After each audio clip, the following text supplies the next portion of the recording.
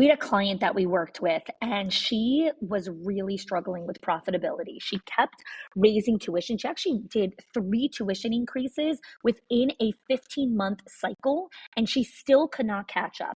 So I helped her work with our 6 money leaks in schools, and she only used 3 of the 6 money leaks and cut her expenses by 50%. 50.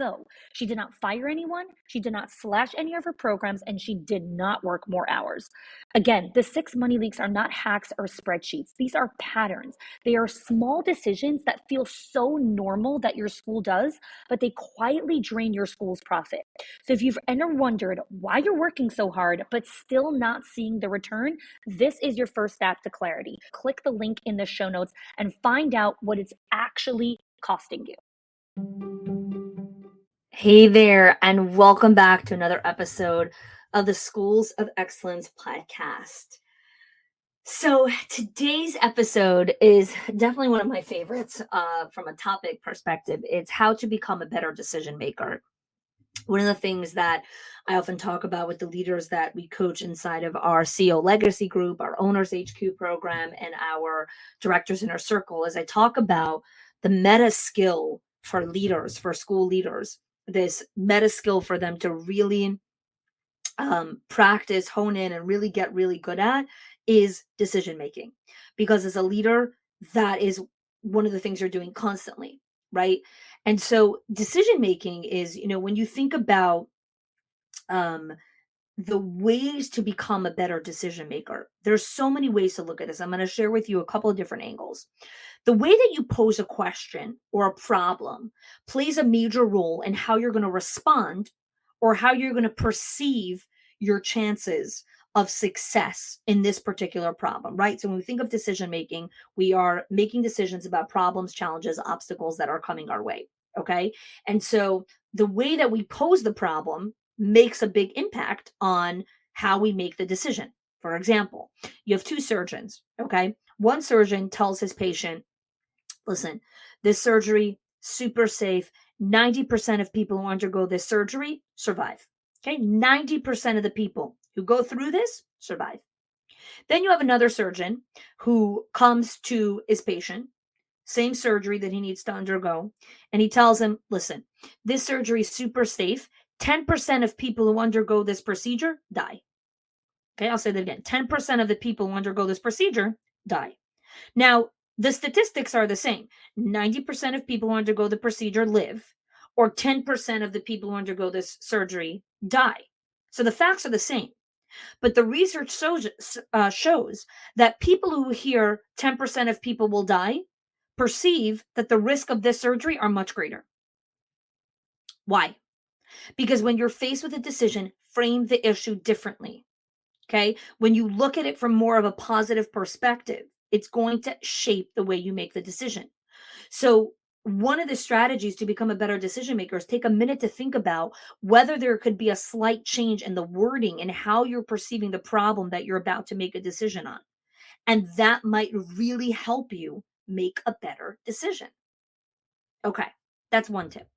Another way to look at this is there has been a lot of studies around the value of letting an idea or a decision that you have to make incubate for a little bit, right? Don't answer it right away. Don't answer it right away. Let it incubate. In a world of instant gratification, in a world of we send a message and you have to respond within 6 seconds, in a world of this on-call mindset, we feel like sometimes decisions also have to be this on-call mindset, right? We have to respond immediately. We have to be available right away. We don't. And you actually become a better decision maker when you learn how to let that, idea incubate, marinate inside of you. Sleep on it for a day, for 2 days, for 3 days. There is a decision that my husband and I are still not fully formed yet, right? So at the time of this recording, it's a Tuesday evening, and Thursday, so in 2 days from now, I'm going into the final phase of the decision. There's one more variable that I need to kind of research and understand. And then hopefully by Friday, I will have made the final decision. But this challenge has been going on for about, I would say, 3 months. that I'm letting this challenge incubate inside of me because there are so many different angles of this decision before I really make the final call.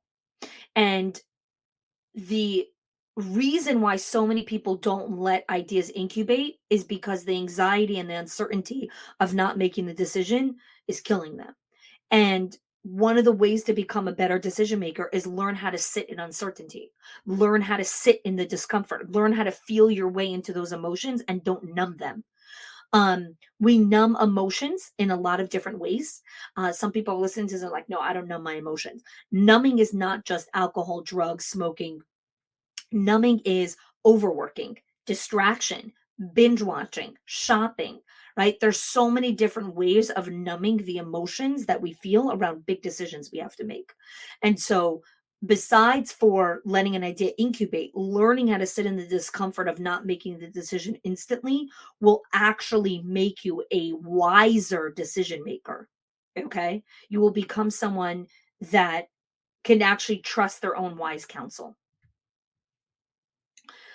And the final strategy to become a better decision maker is make it a daily habit to review the choices that you made throughout the day. Okay, so let's say you made a decision, didn't turn out well. Okay, shocking, right? We all make bad decisions. Ask yourself, what went wrong here? What are the lessons that could be gained from this?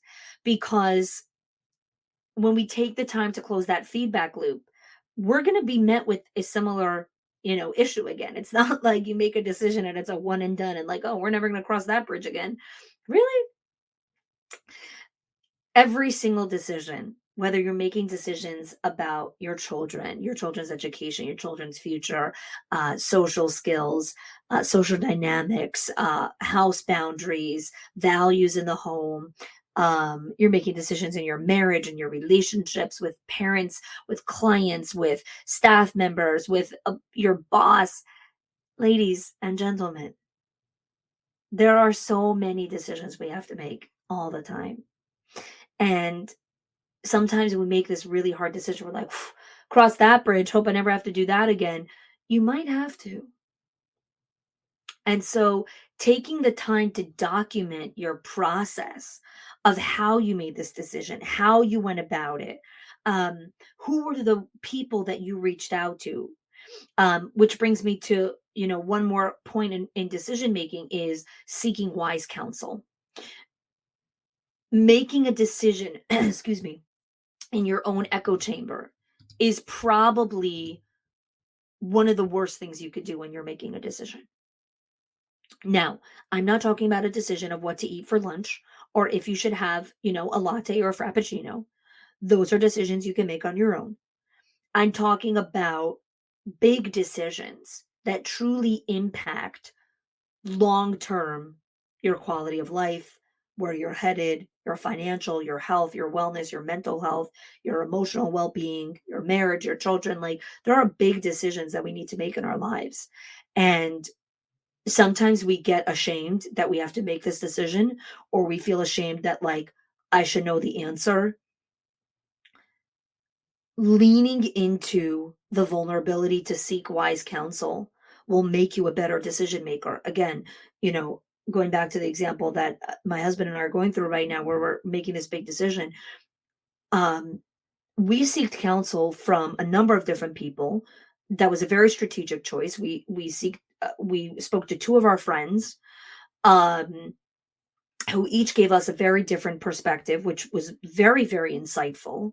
And then I called up a mentor of mine. So I have a number of different kinds of mentors. I have a business mentor, um, I have a financial mentor, and then I have a kind of family life mentor, who I call for just advice and counsel on marriage and raising children.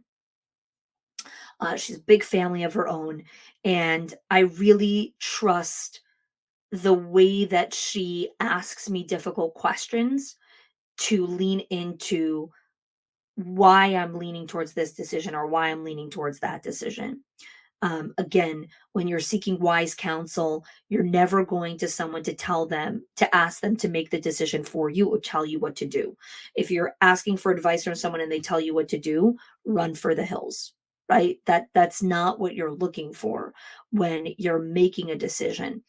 Making a decision is very different than coaching, right? When you're going to a coach and you're bringing a challenge, you're looking for, what do I do next? Right? What's the next step?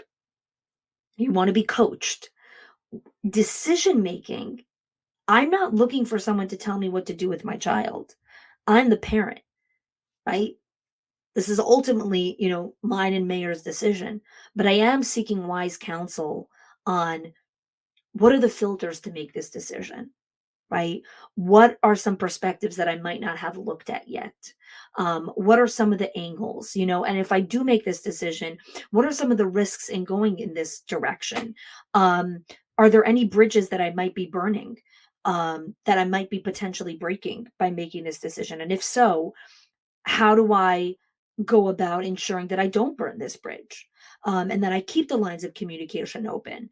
Um, there's some really heavy things sometimes when we make decisions, and when you bring in wise counsel, they'll, I remember when we were making this decision, one of the friends that I had spoken to had said, by the way, if you go this route, you might burn the bridge with this other person. And if it's important for you to keep the communication open with that person, here's something I would recommend on how to keep the lines of communication open. And I remember sitting there stunned, like I didn't even consider that making that decision might burn that bridge, because I was so focused in like my own world of like what to do for my child that I didn't even realize the implications of what would happen to make that decision. This is why we seek counsel. To become a better decision maker is not to become the person who has all the answers. I'm going to say that again. To become a better decision maker is not to become better at having all the answers. To become a better decision maker is to become a person that knows how to ask great questions, who knows who to seek counsel from, depending on the decision that they're making, who understands how to sit in the discomfort of the uncertainty, who doesn't rush to make a decision right away, who understands that when it incubates inside of them, the clarity will come to them. That is how you become a better decision maker. And being a better decision maker will free you from a lot of mental anguish, a lot of anxiety, will give you a deeper appreciation and meaning and just a better quality of life, because the challenges that come your way, you're like, I got this. I can make these decisions. I know how to make hard choices. All right, that's it for today. Thanks so much for joining me on another bonus episode on the Schools of Excellence podcast. We went a little bit over here, a little over the 10 minutes. Again, decision making, huge topic that I love to talk about. Um, if you would like more insight or more of an extensive podcast episode on decision making, please let us know. Please email us, cw@khani.me, post inside of our free Facebook group, the Schools of Excellence Lounge. You could ping me on Instagram. So many different ways to get a hold of myself and my team. We're always looking to hear feedback from all of you, from all of our listeners. What are you looking for? We hit a milestone actually in the month of April. We had 5,000 downloads in just the month of April alone, which was phenomenal.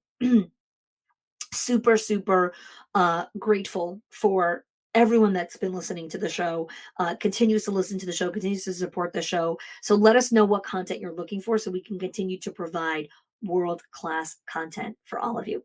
Wishing you all an amazing day, and thanks so much for joining me. If your accountant has ever told you to cut back on professional development or slash your teacher appreciation budget or your staff development budget just so you could stay afloat, or has told you, hey, you probably can't go invest in that program, please listen. The problem is not that you're spending too much money on your people or yourself or your investment or your support system. It's that your school has invisible money leaks that are draining your profit, leaks that no spreadsheet will ever catch or accountant. So I created the 6 money leaks of schools that show you the 6 core areas that schools lose money every single month without realizing it. If you close even one of them, your profits will start to soar without sacrificing your team.